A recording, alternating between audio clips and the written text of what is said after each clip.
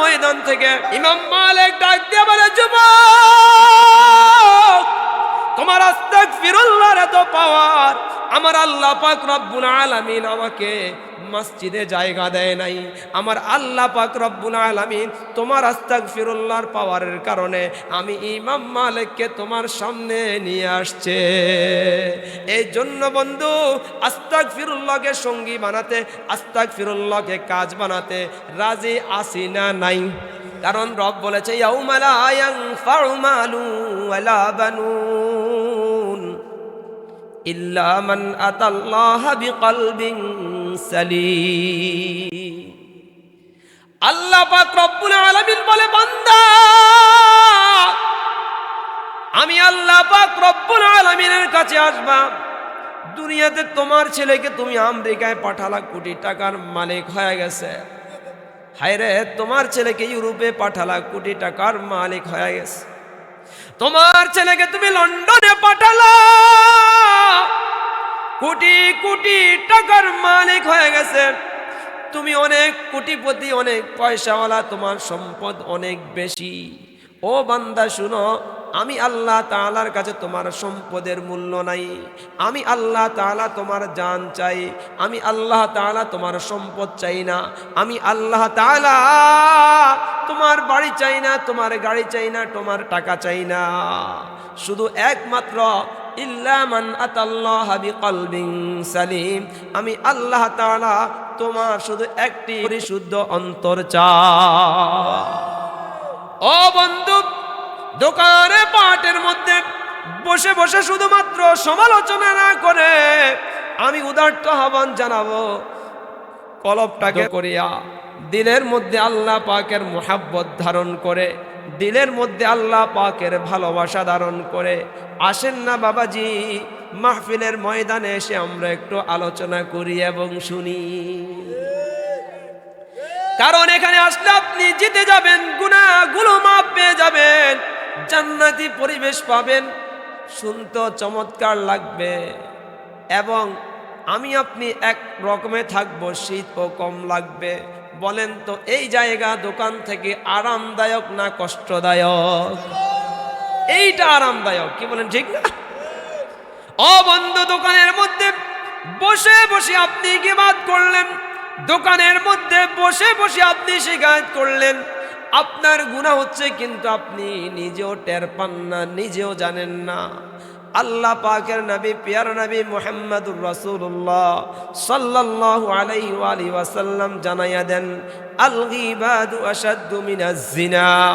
আল্লাহর হাবিব প্রিয় নবী মুহাম্মদ আরবি মুহাম্মদুর রাসূলুল্লাহ সাল্লাল্লাহু আলাইহি ওয়া আলিহি ওয়াসাল্লাম জানান, গীবত করা, দোকানের মধ্যে বসে বসে সমালোচনা করা। হায়রে, এই লোকটার সামনে যদি এই কথাটা বলতো, লোকটা দেখা যায় ক্রোধান্বিত হয়ে যেত। এই লোকটার পিছনে কথা বলার কারণে লোকটা শর্মিলা হয়েছে, লোকটার পিছনে কথা বলার কারণে আরেকজনের লোকটার প্রতি একটু রাগ উঠে গিয়েছে, ঘৃণা জন্ম নিয়েছে। কিন্তু বাবা, এই গুনাহটাকে আমি গুনাহ মনে করি না। ও বন্ধু, এই গুনাহটাকে আমি কোনো গুনাহ মনে করি না। এই জন্যই প্রিয় নবী মুহাম্মদ আরবি মুহাম্মদুর রাসূলুল্লাহ সাল্লাল্লাহু আলাইহি ওয়া আলিহি ওয়াসাল্লাম বলেন, এই যে এই গুনাহটাকে আমি গুনাহ মনে করি না। এই জন্য নবীজি বলেন, গীবত করা, শিকায়াত করা, পরনিন্দা করা, পরের পিছনে পিছনে আত্মসমালোচনা করা, এটা হচ্ছে জিনার চাইতো মারাত্মক গুনাহ। কারণ যে ব্যক্তি জিনা করেছে, এই ব্যক্তি চিন্তা করে, হায়রে, আমি একটি অপরাধ করে ফেললাম, আমি গুনাহ করে ফেললাম, জিনা করে ফেললাম, ব্যভিচার করে ফেললাম।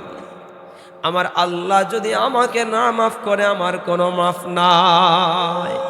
আর গীবতকারী দোকানে বসে বসে গীবত করে, দোকানে বসে বসে আরেকজনের সমালোচনা করে, আরেকজনের পরনিন্দা করে। আর যদি কেউ বলে, আরে তুমি নিজের খাইয়া কেন পরের সমালোচনা করো, এই কথা বললে এই লোকটা বলে, আমি করি, তোমার সমস্যাটা কি? এইটাকে ব্যক্তিটা গুনাহ কিন্তু মনে করে না, মনে না করিয়া তাওবা এবং ইস্তিগফারও করে না। ও বন্ধু, আপনি গুনার মধ্যে লিপ্ত, আমি আপনি গুনার মধ্যে নিমজ্জিত, অথচ যদি আমি তাওবার মতো তাওবা যদি করতে পারতাম, আমার আল্লাহ তাআলা তিনি তো রহমান, তিনি তো দয়াময়, তিনি তো দয়ালু, তিনি দয়া করে অবশ্যই আমাকে ক্ষমা করে দিতে। কারণ আল্লাহ পাক রব্বুল আলামিন নিজেই ইরশাদ করেছেন, ইয়া আইয়ুহাল্লাযীনা আমানু তুবু ইলাল্লাহি তাওবাতান নাসুহা। আল্লাহ পাক রব্বুল আলামিন বলে, হে আমার ইমানদার বান্দা বান্দিগণ শুনো, গুনাহ করেছো, অন্যায় করেছো, অপরাধ করেছো, শুনো, তুবু ইলাল্লাহ, আমি আল্লাহ পাক রব্বুল আলামিনের কাছে তোমরা তাওবা করো। তবে হ্যাঁ তাওবা করবা কথা সত্য, তাওবাটা যেন তাওবায়ে নাসুহা হয়। মুফাসসিরিনে কেরাম গবেষণা করে বলেন, তাওবায়ে নাসুহা কোন জিনিস, কোন তাওবাকে তাওবায়ে নাসুহা বলা হয়?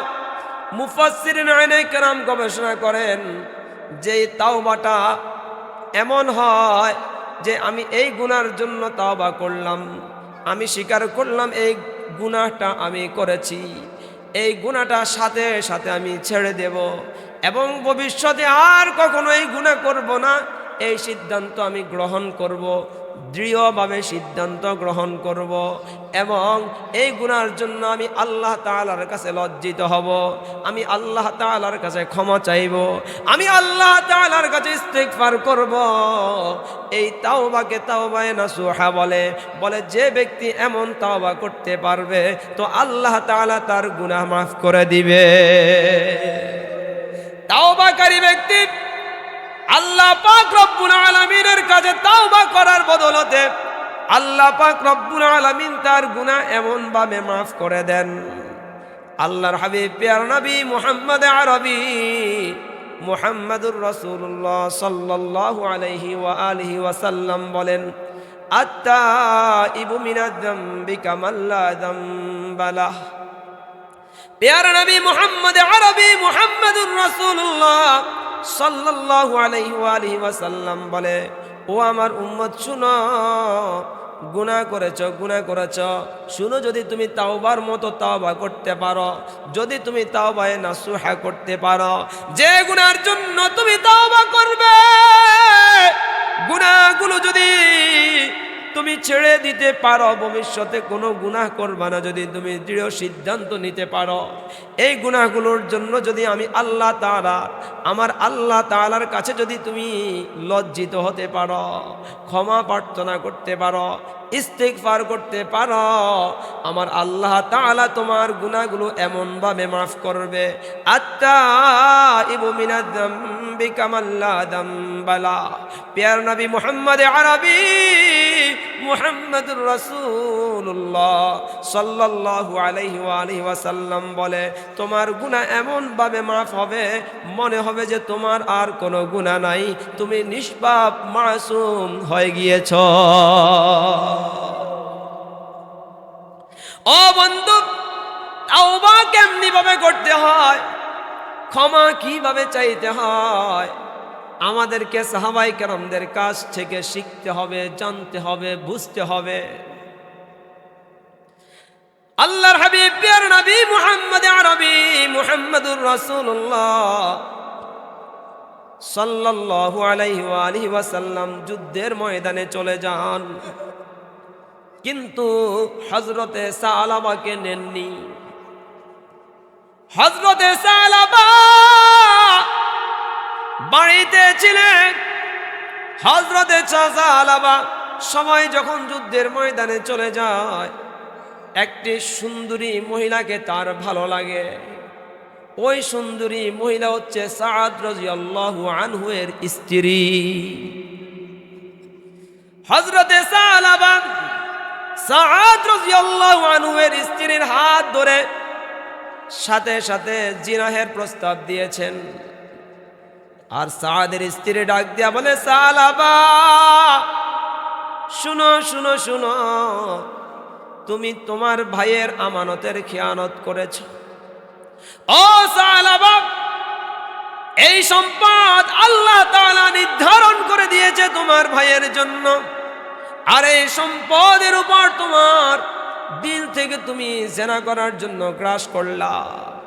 ও সালাবা, শুনো শুনো, আমি কখনোই পারবো না, কারণ আমি আমার আল্লাহর কাছে কি জবাব দেব। ও সালাবা, জানো না তুমি কিন্তু চিরজীবন বাঁচবা না, আমার রবের কাছে তুমি কি দায় দেবা? কারণ রব তো বলেছে, ইদা জাআ আজালুহুম লা ইস্তাখিরুনা সাআতান ওয়া লা ইস্তাকদিমুন। কারণ আল্লাহ পাক রব্বুল আলামিন জানিয়ে দিয়েছে, বান্দা আমি আল্লাহ পাক রব্বুল আলামিন তোমাকে যে হায়াতের সময় দিয়ে দিয়েছি, এই সময় যখন শেষ হয়ে যাবে তখন আর তোমাকে 1 মিনিটও বাড়তি দুনিয়াতে থাকতে দেওয়া হবে না, এবং তোমার হায়াত শেষ হওয়ার 1 সেকেন্ডও আগে তোমাকে নেওয়া হবে না। ও সালাবা, তুমি তো চিরস্থায়ী দুনিয়ার উলফত মে বরাবর হে ওয়াফাহু কে জাফাহু, उल्फत में बराबर है वफा हो के जफा हो, हर चीज़ में लज्जत हो अगर दिल में मजा हो, हर चीज़ में लज्जत हो अगर दिल में मजा हो।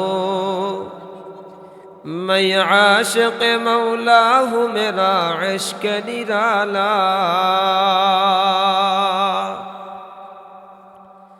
मैं आशिक़ मौला हूँ मेरा इश्क निराला, ये जुमला जहाँ जिसको तजल्ली से उजाला, ये जुमला जहाँ जिसको तजल्ली से उजाला। अल्हम्दुलिल्लाह, दक्षिण फेनुआ জামালুল কুরআন নেসারিয়া হাফিজিয়া মাদ্রাসা ও বাইতুস সুজুদ জামে মসজিদ কর্তৃক আয়োজিত আজকের এই বার্ষিক ওয়াজ ও দুয়ার মাহফিলের উপস্থিত শ্রদ্ধেয় সম্মানিত সভাপতি,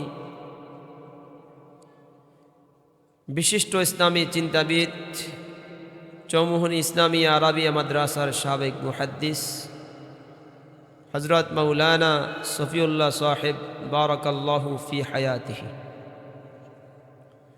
উপস্থিত আমার শ্রদ্ধেয় বাবার বয়সী, দাদার বয়সী, দিন প্রিয়, ইসলাম প্রিয়, রব্বুল ইজ্জাতের জাকিরিন, শাকিরিন, আবিদিন, সালেহিন, আমার মুরব্বী আইনে আজম ও আমার নিজের বয়সী প্রাণের প্রিয় স্পন্দন যুবক ভাই ও বন্ধুগণ, রব্বুল ইজ্জাতের কাছে অত্যন্ত প্রিয়, অত্যন্ত পছন্দনীয় আজিজে তলাবা, পর্দার অন্তরালের দিন প্রিয়া, ইসলাম প্রিয়া, রব্বুল ইজ্জাতের জাকেরা, শাকেরা, আবেদা, সালেহা, দিনই আলোচনা শ্রবণকৃতা আমার মা ও বোনেরা, মহান রব্বুল ইজ্জাতের দরবারে আল্লাহ জাল্লা শানুহু তাআলার শানে লাখ কোটি হাজার কোটি অসংখ্য অগণিত শুকরিয়া জ্ঞাপন করছি। অন্তরের অন্তঃস্থল থেকে শুকরিয়া আদায় করি, বলি আলহামদুলিল্লাহ। আমার মুরব্বী বাবাজি যারা পিছনে বসছেন, আপনাদের কাছে আমার একটা আবদার, আপনারা সামনে চলে আসলে ভালো হতো,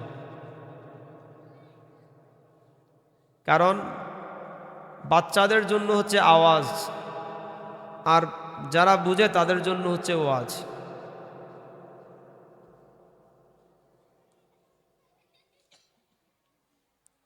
আল্লাহু আকবার।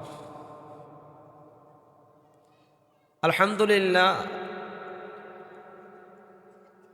মাহফিলের মধ্যে আপনারা যারা আসছেন তো আসছেন, অনেকেই নিয়ত করেছেন আসার জন্য, কিন্তু এখনো আসতে পারেননি। আমরা দোয়া করি আল্লাহ তাআলা তেনাদেরকেও যেন অতি তাড়াতাড়ি আসার তৌফিক দান করেন, সকলে বলি আমিন। এমন কিছু আরো আল্লাহ পাকের বান্দা আছে যারা দোকানে পাটে হাটে ঘাটে বিভিন্ন জায়গায় যারা বসে অবস্থান করছে, তারা হয়তোবা মনে করেছে যে আজ দক্ষিণ ফেনুয়া জামালুল কুরআন নেসারিয়া মাদ্রাসার উদ্যোগে এই মাহফিলটি আয়োজন হয়েছে, উলামায়ে কেরাম আসছেন, আলোচনা করছেন, আমরা তো মাইকের আওয়াজে আলোচনা পাচ্ছি, এইটা মনে করে তারা হয়তোবা আসছেন। আমি আমার ওই সমস্ত বাবাদের লক্ষ্য করে উদ্দেশ্য করে বলতে চাই, আপনাদের মসজিদের যে অজুখানাটা এখান থেকে দেখা যাচ্ছে, মনে করেন এই অজুখানার টেপটা আপনি চালিয়ে দিয়েছেন, নিচে আপনি যে পাত্রটা দিয়েছেন এই টেপটার মুখ বরাবর দেন নাই, কলটার মুখ বরাবর দেন নাই, আপনি দূরে দিয়েছেন। বলেন তো আপনার টেপে পানি পড়বে, পাত্র কি ভরবে? কিয়ামত পর্যন্ত যদি পানি থাকে পানি পড়তেই থাকবে, কিন্তু পাত্র ভরবে। ঠিক তেমনি ভাবে যারা বাড়িতে বসে বসে, ঘরে বসে বসে অথবা দোকানে পাটে বসে বসে মাহফিলের মাইকের আওয়াজ পেয়ে মনে করেছে যে আমরা ফায়দা হাসিল করছি, আসলে মাহফিলের প্যান্ডেলে এসে ওয়াজ শুনলে যে ফায়দাটা হাসিল হতো, ওই ফায়দা তাদের হাসিল হবে না। কেন? কারণ সিনা বর সিনা, দ্বীনি আলোচনা যেটি, ইলমে ওহী যেটি, দ্বীনি ইলম যেটি, একজনের সিনা থেকে আরেকজনের সিনায় যায়। কিন্তু যদি যেতে হয় তাহলে মাহফিলে এসে আমালের নিয়তে আলোচনা করতে হবে, আলোচনা শুনতে হবে। পাশাপাশি যিনি আলোচক আলোচনা করেন তার দিকে দিলের নজরে তাকাতে হবে। আমি তার দিকে তাকিয়ে রইলাম, কিন্তু অন্তরে অন্তরে বাড়ি ঘর, আমার দোকানপাট সব কিছু আমি ভাবলাম, আমার ডানে কে কি করে, বামে কে কি করে, পিছনে কি করে, সামনে কে কি করে, সব দিকে শুধু তাকিয়ে তাকিয়ে দেখলাম আর মাহফিলের প্যান্ডেলে বসে থাকলাম। এমন ওয়াজ শুনতে শুনতে সারা জীবন শুনবো, কিন্তু আমার কাজে আসবে না। আগেকার তুলনায় বর্তমানে ওয়াজ মাহফিল কম হয় না বেশি হয়?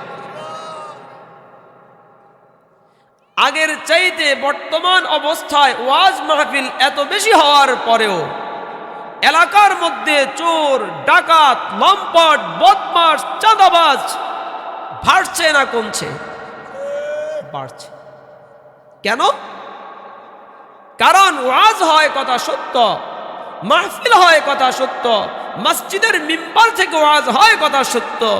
আমাদের দেশের চোরগুলো, আমাদের দেশের বাটপারগুলো, আমাদের দেশের লম্পটগুলো, আমাদের দেশের চাঁদাবাজগুলো, তারা ওয়াজ মাহফিলের মধ্যে আসে। দ্বিতীয় নম্বর অপশন, তারা আসে, কিন্তু আসার পরে মনে করেন ডান দিকে বাম দিকে কে কি করছে শুধু তাকাইয়া তাকাইয়া দেখছে, আর দোকান থেকে বাদাম কিছু নিয়ে আসছে, দোকান থেকে বুট কিছু নিয়ে আসছে, কিছু খাবার নিয়ে এসে বৈশা বৈশা বৈশা বৈশা খাচ্ছে। এক নাম্বার কেউ আসে না।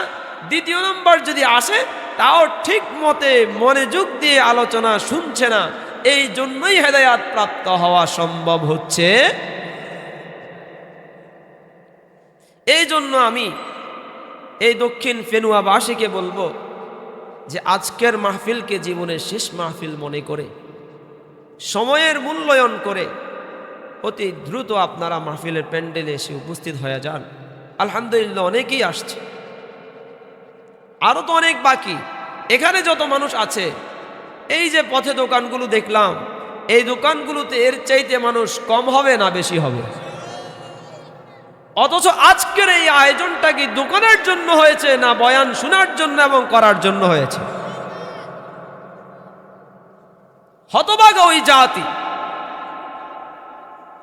যারা জান্নাতের টুকরো মাহফিলের স্থানে এসে মাহফিলে না বসে দোকানে পাটে বসে বসে তার সময় কাটায়।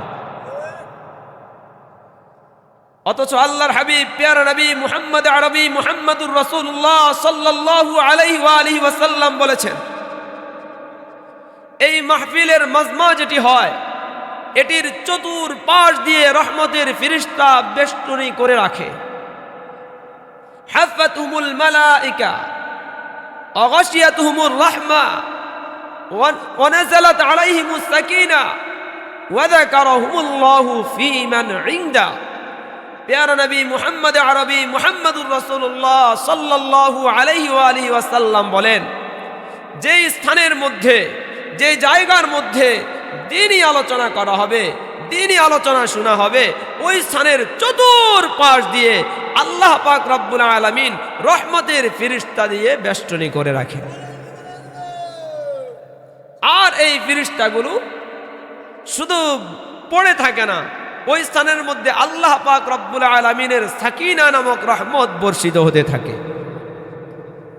আর ফেরেশতাগুলো আল্লাহ পাক রব্বুল আলামিনের কাছে দোয়া করে, আল্লাহ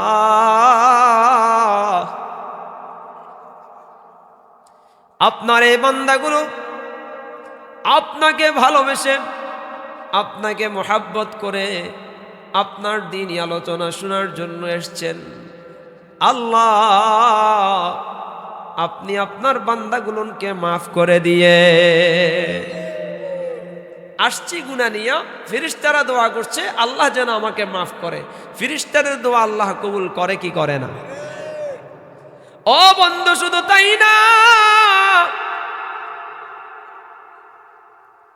এই যে মাত্র চতুর্পাশ দিয়ে রহমতের ফেরেশতা বেষ্টনী করা আছে, এই কথা বলার পর আপনারা বলেছেন কি সুবহানাল্লাহ। এই যে সুবহানাল্লাহ বললেন, বাবা সুবহানাল্লাহ শব্দের অর্থ কি জানেন? সুবহানাল্লাহ শব্দের অর্থ হচ্ছে আল্লাহ আপনি পবিত্র। একবার যদি আল্লাহ পাকের কোন বান্দা সুবহানাল্লাহ বলে, আল্লাহ পাক রব্বুল আলামিন জান্নাতের মধ্যে তার জন্য একটা গাছ রোপণ করে দেন। ওই গাছটার গোড়া থাকবে উপরে, আগা থাকবে নিচে।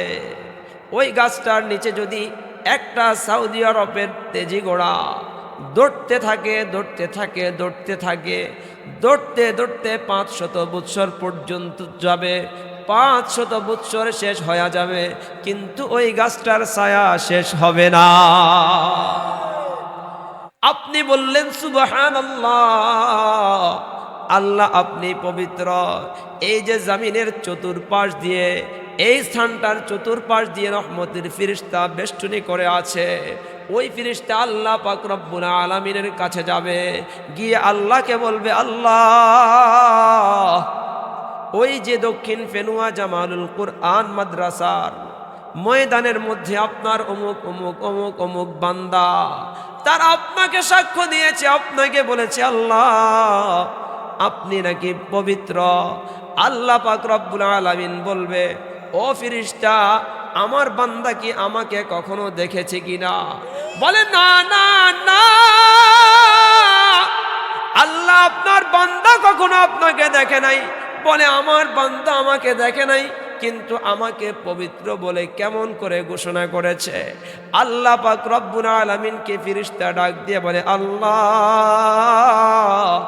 আপনার বান্দা উলামায়ে কেরামের কাছে শুনেছে, আর শুনে বিশ্বাস করেছে, আল্লাহ আপনাকে পবিত্র বলে সাক্ষ্য দিয়েছে। আল্লাহ পাক রব্বুল আলামিন ফেরেশতাদিগকে ডাক দিয়া বলে, ও আমার ফেরেশতা সাক্ষী থাকো, সাক্ষী থাকো। ও ফেরেশতা শুনে রাখো, আমার বান্দা আমাকে পবিত্র বললেও আমি আল্লাহ তাআলা পবিত্র, আমার বান্দা আমাকে পবিত্র না বললেও আমি আল্লাহ তাআলা পবিত্র। কিন্তু আমার বান্দা গুনাহ করতে করতে করতে করতে আমার বান্দা অপবিত্র হয়ে গেছে। ও আমার ফেরেশতা সাক্ষী থাক, আমার বান্দা যেহেতু আমাকে সুবহানাল্লাহ বলে পবিত্র বলে ঘোষণা করেছে, আমি আল্লাহ তাআলা আমার বান্দার উপর রাজি আর খুশি হইয়া আমার বান্দাগুলোকেও সমস্ত গুনাহ খাতাগুলো মাফ করিয়া আমি আল্লাহ তাআলা পবিত্র করে নিলাম। ও বন্ধু, তাহলে মাহফিলের স্থানে আসলাম গুনাহ নিয়া। রহমতের ফেরেশতারা আল্লাহ পাক রব্বুল আলামিনের কাছে দোয়া করলো আমাকে যেন মাফ করে দেন। আর মাহফিলের স্থানে আইসা সুবহানাল্লাহ বললাম, আল্লাহকে পবিত্র বলে ঘোষণা করলাম। আল্লাহ পাক রব্বুল আলামিন আমার উপর খুশি হইয়া, আল্লাহ পাক রব্বুল আলামিন আমার উপর রাজি হইয়া, আল্লাহ পাক রব্বুল আলামিন আমাকে মাফ করে পবিত্র করে নিলেন। গুনাহ নিয়ে আসলাম, কিন্তু যাওয়ার সময় যাইলাম গুনাহ ছাড়িয়া। বলেন তো লাভ হইছে না লস হইছে? তাহলে মাহফিল আইস আমরা জিতেছি না ঠকেছি? আর যারা দোকানে পাটে বসে বসে শুনে আর মনে করে আমরা তো মাইকের আওয়াজ পাচ্ছি, ও বাবা, দোকানের মধ্যে বসে বসে আপনি হুজুরের আলোচনা শুনেন আর মানুষের কাছে ডাক দিয়ে দিয়ে বলেন অমুক হুজুরের আলোচনা অনেক ভালো লাগছে, অমুক হুজুরের আলোচনা ভালো লাগে নাই, তার কণ্ঠটা বড় চমৎকার, আবার অমুকের কণ্ঠ চমৎকার না। আজকে মাহফিলে এতগুলো মানুষ হয়েছে, অমুক মাহফিলে আরো বেশি হয়েছে।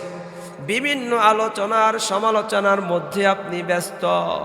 কিন্তু বন্ধু শুনুন, আমার আল্লাহ তাআলার কাছে কণ্ঠের কোনো দাম নাই, আমার আল্লাহ তাআলার কাছে মানুষের কোনো দাম নাই, আমার আল্লাহ তাআলার কাছে অর্থের কোনো দাম নাই, আমার আল্লাহ তাআলার কাছে দাম আছে শুধুমাত্র তাকওয়ার। তুমি যখন পরকালে যাবা তখন তুমি আমার আল্লাহর কাছে কি জবাব দিবা? এই কথা বলতে দেরি, সাহাবার অন্তরের মধ্যে আল্লাহ পাকের ভয় শুরু হতে দেরি হয় না। হযরতে সাহাবা হঠাৎ দৌড় মেরে তিনি জঙ্গলার দিকে চলে যায়। ওই দিকে যুদ্ধ যখন শেষ হয়ে যায়, হযরতে সাদ এসে ডাক দিয়া বলে, ও আমার স্ত্রী, ও আমার বিবি সাহেবা, আমার বন্ধু সাহাবা কই? সাদের স্ত্রী ডাক দিয়া বলে, স্বামী গো আমার, আপনার বন্ধু কই আমি তো বলতে পারি না। ও আমার স্বামী শুনুন, আপনার বন্ধু এমন কাজ করেছে যেটা অত্যন্ত নিন্দনীয়, অপছন্দনীয়। বলে কি কাজ করেছে? বলে আপনার সম্পদের উপর আপনার বন্ধু আক্রমণ করার চেষ্টা করেছে, আমাকে যে রাদিয়াল্লাহু আনহু সাহাবাকে খুঁজতে খুঁজতে খুঁজতে খুঁজতে চতুর্দিকে খুঁজে পায় না। অবশেষে দেখে পাহাড়ের চূড়ার মধ্যে সাহাবা চিৎকার করে করে কান্দে, আল্লাহ, অন্যায় করে ফেললাম, অপরাধ করে ফেললাম, আল্লাহ, গুনাহ করে ফেললাম, আপনি যদি আমাকে মাফ করেন তো আমি মাফ পাইব, আপনি যদি আমাকে ক্ষমা করেন তো আমি ক্ষমা পাইব, অন্যথায় আমি সাহাবার কিছুই করার থাকবে না। এমত অবস্থায় হযরতে সাদ ডাক দিয়া বলে, ও সাহাবা, আর কাঁদতে হবে না, চলো চলো বাড়িতে চলে যাই। সাহাবা ডাক দিয়া বলে, ও বন্ধু, আমি বাড়িতে যেতে পারবো না। হ্যাঁ, আমি তোমার সাথে যাব, কথা সত্য, তুমি আমাকে ডান্ডা বেড়ি পড়াইয়া, তুমি আমাকে রশি পড়াইয়া, রশি দিয়ে তুমি আমাকে বান্ধিয়া, আসামির সাজে সজ্জিত করিয়া তুমি আমাকে আসামি বানাইয়া যাও যাও, চলো, তুমি আমাকে নবী মুহাম্মদুর রাসূলুল্লাহর দরবার নিয়ে চলো। কিছু পথ অতিক্রম করার পর সাহাবা ডাক দিয়া বলে, সাদ, আমি এত বড় অন্যায়কারী, এত বড় পাপকারী, আমি আমার এই চেহারা কিভাবে পেয়ারা নবী মুহাম্মদুর রাসূলুল্লাহর সামনে দেখাবো? ও সাদ, আমার পক্ষে তো সম্ভব না। সাদ, যাও যাও, চলো আমাকে নিয়ে হযরতে আবু বকরের কাছে চলো, দেখি আমার আল্লাহ আমাকে মাফ করবে কিনা, এই অন্যায়ের জন্য ক্ষমা পাওয়ার আমার কোনো মাধ্যম আছে কিনা। এই কথা বলে হযরতে আবু বকরের কাছে সালাবা নিজে সাদকে সহ ছুটে গেলেন। হযরতে আবু বকরের কাছে বিস্তারিত বলার পর আবু বকর বলে, যাও যাও যাও, তোমার মতো পাপিষ্ঠ আমার ঘরে ঢুকতে পারবা না।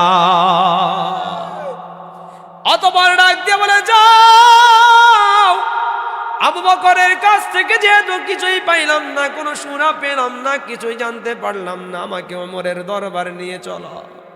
আমি আমার এই চেহারা আমি মুহাম্মদুর রাসূলুল্লাহকে দেখাতে পারবো না।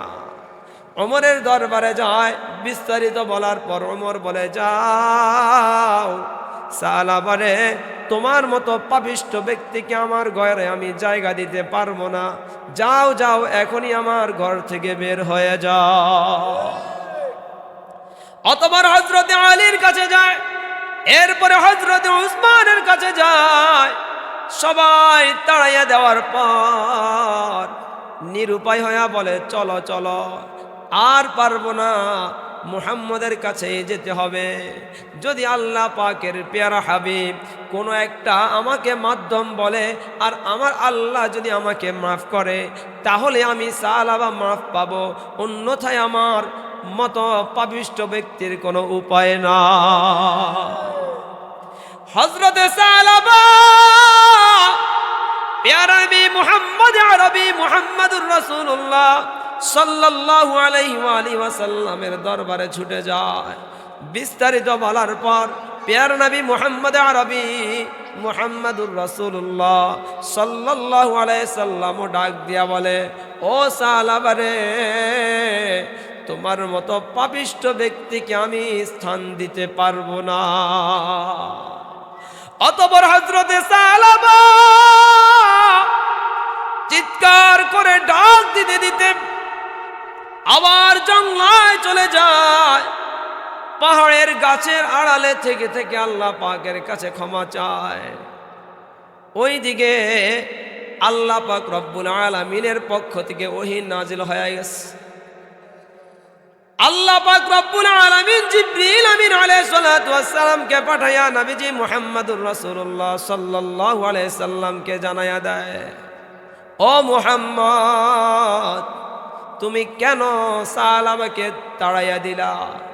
শুনো শুনো শুনো, সালাবা তো আমি আল্লাহ পাকের কাছে এমন তাওবা করেছি, আমি আল্লাহ পাকের কাছে এমন ক্ষমা চেয়েছে, আমি আল্লাহ তাআলা সালাবার জীবনের সমস্ত সব কিছু মাফ করিয়া নেক দ্বারা আমি ভরপুর করে দিলাম।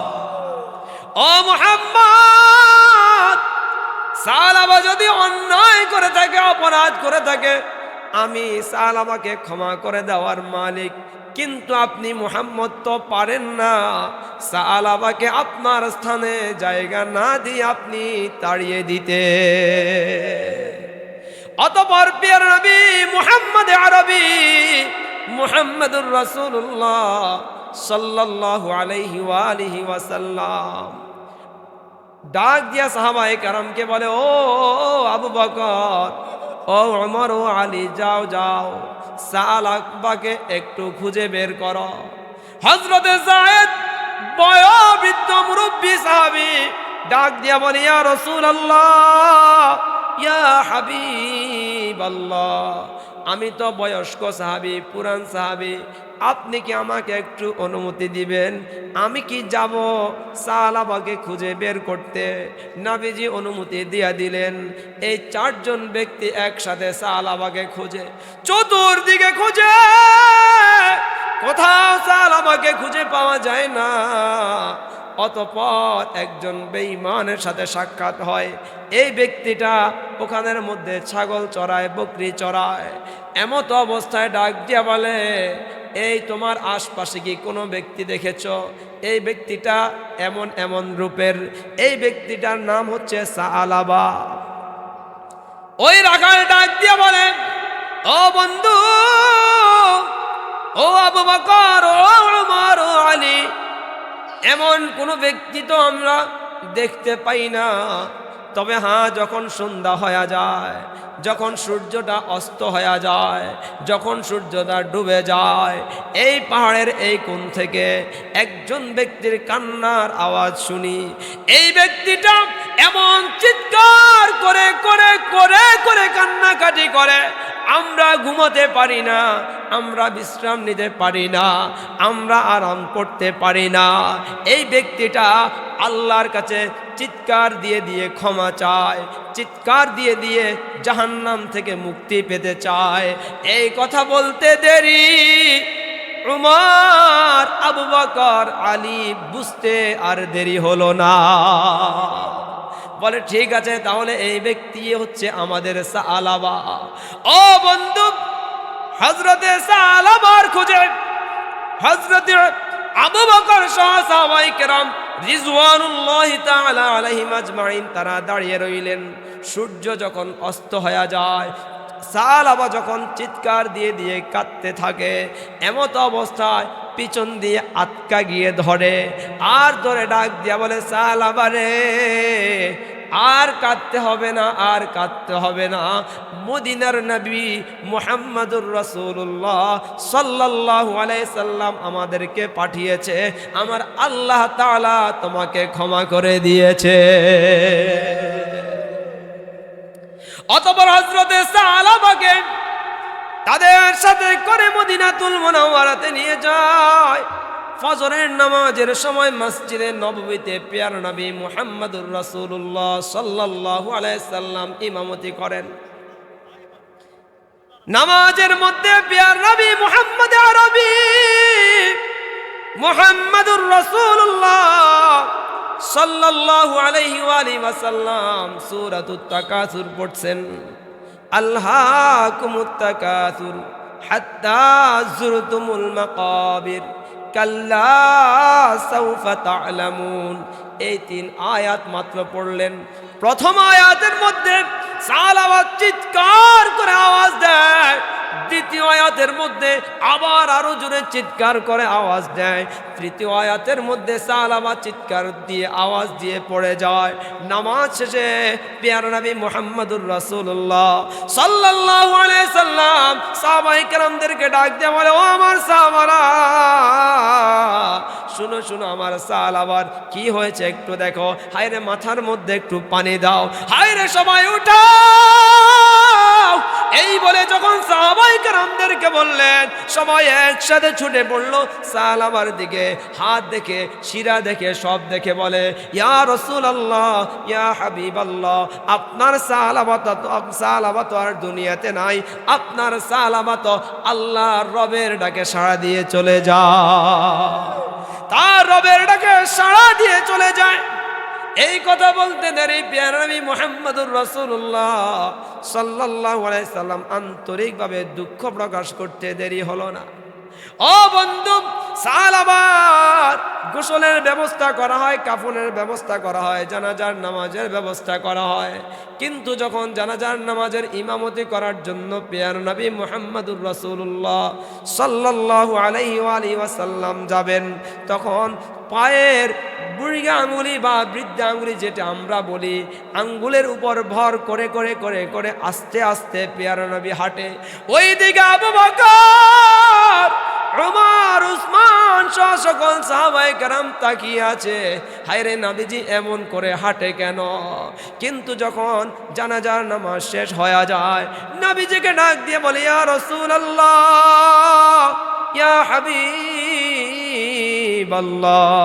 ওগো আল্লাহ পাকের নবী, আপনি কখনোই তো দেখলাম না জানাজার নামাজে যখন মানুষ যায়, যখন আপনি জানাজার নামাজের ইমামতি করার জন্য ছুটে যান, এইভাবে আঙ্গুলের উপর ভর করে করে করে করে আপনি হাঁটেন।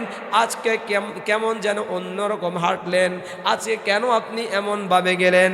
আল্লাহর হাবিব প্রিয় নবী মুহাম্মাদুর রাসূলুল্লাহ সাল্লাল্লাহু আলাইহি সাল্লাম ডাক দিয়া বলে, ও আমার সাহাবারা শুন, ও আবু বকর শুনো,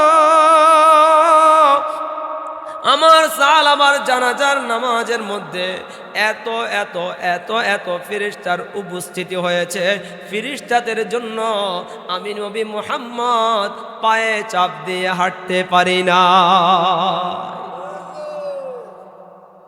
ও আমার সাহাবায়ে কেরাম শুনো, আমার সাহাবার উপর আমার আল্লাহ পাক রব্বুল আলামিন এত খুশি হয়েছেন, এত রাজি হয়েছেন, ফেরেশতাদিগকে পাঠালেন। ফেরেশতারা সাহাবার খাটের নিচে নিচে নূরের পর বিছাইয়া দিছে।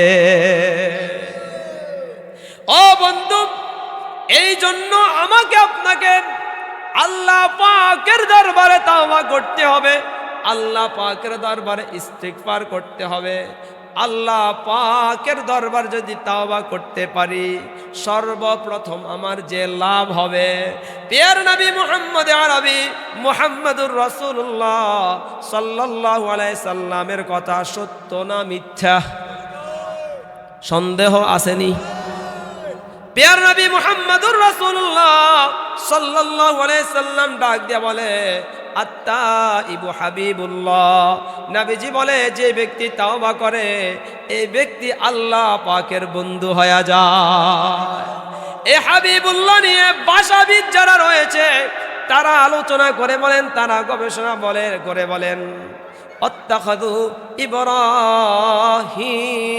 খলিলুল্লাহ, অত্তাখিযু ইব্রাহিম খলিলুল্লাহ।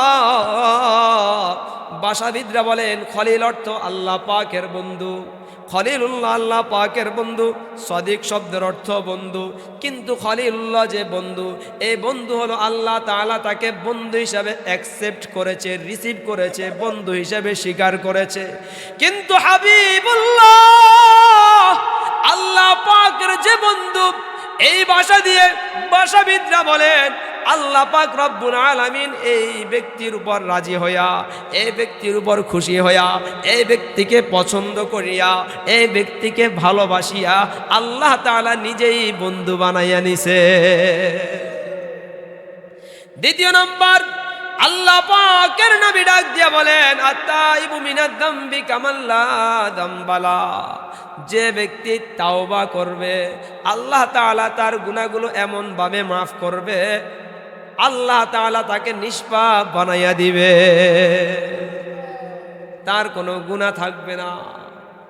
তৃতীয় নম্বর, যে ব্যক্তি তাওবা করবে, যে ব্যক্তি কন্টিনিউ আল্লাহ তাআলার কাছে ক্ষমা চাইবে, আল্লাহ তাআলা তাকে শয়তানের ওয়াসওয়াসা থেকে আল্লাহ তাআলা হেফাজত করবে।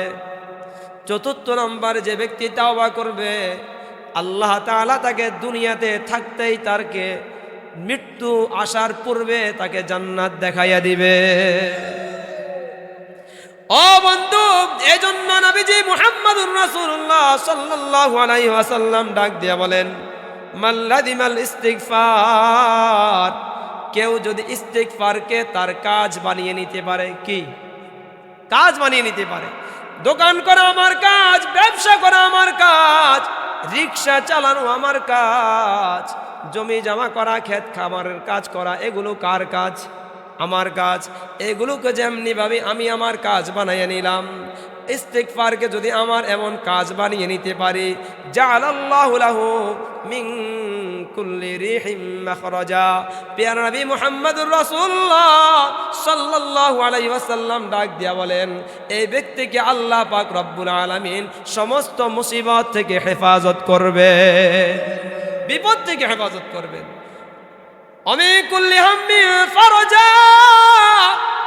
আল্লাহর হাবিব প্রিয় নবী মুহাম্মদুর রাসূলুল্লাহ সাল্লাল্লাহু আলাইহি ওয়াসাল্লাম বলেন, এই ব্যক্তিকে আল্লাহ পাক রব্বুল আলামিন সমস্ত চিন্তা থেকে, পেরেশানি থেকে আল্লাহ তাআলা মুক্ত করে দিবে। ওয়ারাযাকাহু মিন হাইতু লা ইয়াহতাসিব। 3 নম্বর, প্রিয় নবী মুহাম্মদুর রাসূলুল্লাহ সাল্লাল্লাহু আলাইহি সাল্লাম বলে, যে ব্যক্তি ইস্তিগফারকে তার কাজ বানিয়ে নিবে, আল্লাহ তাআলা তার রিজিকের সমস্ত অভাব অনটন দূর করিয়া তাকে ভরপুর রিজিক দিয়া দিবে। এই জন্য বলি যুবক, মোবাইলকে তোমার কাজ না বানায়া প্রেমিকার সাথে সকালে দুপুরে রাত্রে 3 টাইম কথা বলার জন্য তোমার সময় নির্ধারণ করিয়া তুমি কাজ না বানিয়া, আরে বাড়ি থেকে যখন পথে হাঁটো তখন তুমি প্রেমিকাকে ফোন দেওয়াকে তোমার কাজ না বানায়া বাড়িতে থেকে বের হওয়ার সাথে সাথে তুমি আস্তাগফিরুল্লাহ আস্তাগফিরুল্লাহ আস্তাগফিরুল্লাহকে যদি তুমি কাজ বানাতে পারো, এটাই হবে তোমার লাভ। ইমাম মালিক রাহমাতুল্লাহি আলাইহি এই কথাটা বলেই আমার আলোচনা শেষের দিকে চলে যাচ্ছি। ইমাম মালিক রাহমাতুল্লাহি আলাইহি জমানার একজন শ্রেষ্ঠ আলেম ছিলেন। নাম শুনেছেন কি শুনেন নাই? ইমাম মালিক রাহমাতুল্লাহি আলাইহি একদিন এরকম ভাবে হাঁটতেছেন, রাস্তা দিয়ে সফরে গেলেন, যাচ্ছেন, রাত্রি হয়ে গেল, থাকার জন্য একটা মসজিদে জায়গা চাইলেন। মসজিদের ইমাম সাহেব বলে, না না না, আমাদের লোকদের কাছ থেকে অনুমতি নাই, মসজিদের রাত্রি যাপন করা আপনার পক্ষে সম্ভব না। আরেকটু পথ অতিক্রম করার পর ইমাম মালিক রাহমাতুল্লাহি আলাইহি দেখতে পান একজন ব্যক্তি রুটি খোলা দেয়, তাও বলে আস্তাগফিরুল্লাহ, রুটি বানায় তাও বলে আস্তাগফিরুল্লাহ, রুটি উঠায় আবারও বলে আস্তাগফিরুল্লাহ। এই ব্যক্তির দোকানের সামনে গিয়ে বলে, ও বাবা, ও যুবক বন্ধু, আমি কি আজকে রাত্রে আপনার এখানে থাকতে পারি? ইমাম মালিক রাহমাতুল্লাহি আলাইহিকে ডাক দিয়া বলে, হ্যাঁ হ্যাঁ হ্যাঁ, আপনি রাত্রে আমার এখানে অবস্থান করতে পারবেন, কোনো অসুবিধা নাই। ইমাম মালিক রাহমাতুল্লাহি আলাইহি এই কথা বলার পর যুবক যখন অনুমতি দিয়া দিলেন, রাত্রিকালে ইমাম মালিক রাহমাতুল্লাহি আলাইহি ছিলেন। এই যুবকটা ডাক দিয়া বলে, হুজুর, আমি যে আপনাকে এখানে জায়গা দিলাম, কিন্তু আমার কিছু দুঃখের কথা আপনাকে বলি। এই যে আপনি আমাকে দেখেছেন, আমি কিন্তু আল্লাহ পাকের কাছে যা চেয়েছি তা পেয়েছি। ইমাম মালিক বলে, তুমি রুটি খোলার দেওয়ার সময় আস্তাগফিরুল্লাহ পড়ো, রুটি বানানোর সময় আস্তাগফিরুল্লাহ পড়ো। বলে আস্তাগফিরুল্লাহ পড়ে পড়ে পড়ে পড়ে আমি আল্লাহ পাকের কাছে যা চেয়েছি তাও তাই পেয়েছি। তবে হুজুর, একটা মনে দুঃখ, আমি আল্লাহর কাছে দোয়া করেছি, আল্লাহ এই জামানার বুজুর্গ ইমাম মালিককে না দেখাইয়া আমাকে মৃত্যু দিও না, কিন্তু ইমাম মালিককে এখনো দেখতে পারি না। ইমাম মালিক ডাক দিয়ে বলে, যুবক, তোমার আস্তাগফিরুল্লাহর এত পাওয়ার, আমার আল্লাহ পাক রব্বুল আলামিন আমাকে মসজিদে জায়গা দেয় নাই। আমার আল্লাহ পাক রব্বুল আলামিন তোমার আস্তাগফিরুল্লাহর পাওয়ারের কারণে আমি ইমাম মালিককে তোমার সামনে নিয়ে আসছে। এই জন্য বন্ধু, আস্তাগফিরুল্লাহকে সঙ্গী বানাতে, আস্তাগফিরুল্লাহকে কাজ বানাতে রাজি আছি না নাই? কে কে রাজি আছে? 2 হাত তুলে দেখাই। নারায়ে তাকবীর, নারায়ে তাকবীর। দিন ইসলাম, দিন ইসলাম জিন্দাবাদ, জিন্দাবাদ। ইসলামের আলো